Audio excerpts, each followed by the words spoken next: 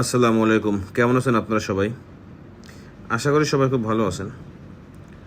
তো ব্যাপারটা খুব সিম্পল হইলেও একটু গুরুত্বপূর্ণ। কারণ আমাদের আসলে বেশ কিছু গাছ আছে, নারকেল গাছ। তো নারকেল গাছে নারকেল হবে, এটা খুবই স্বাভাবিক। কিন্তু মজার বিষয় হচ্ছে, একবার এই গাছটাতে অনেক বেশি নারকেল হয়েছে মাশাল্লাহ, যেটা গত 10, 12, 15 বছরেও হয় নাই। তো এই বছরে প্রথম অনেক বেশি ফলন আসছে। কেন আসছে, কী জন্য আসছে জানি না, আল্লাহ রহমত ছাড়া আর কিছুই বলতে পারবো না।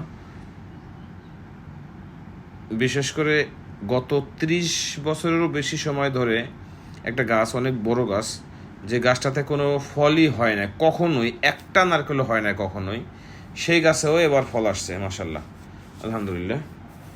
তো এই জায়গাটাতে আসার উদ্দেশ্য হচ্ছে, এখানে যে দুইটা জোড়া গাছ দেখা যাচ্ছে, এখান থেকে কিছু নারকেল পারবো এবং খাবো আমরা।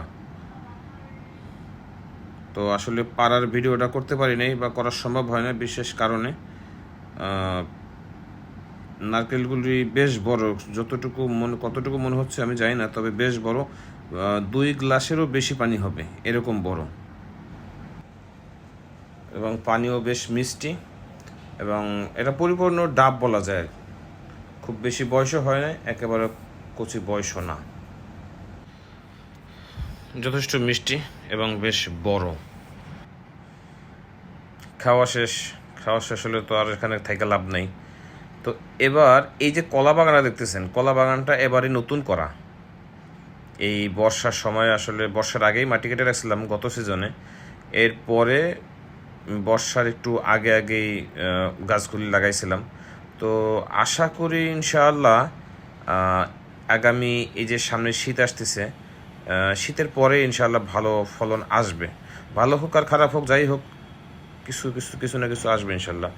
তো যে গাছটার কথা বলছিলাম, এই গাছটাতেই মাশাল্লাহ দেখেন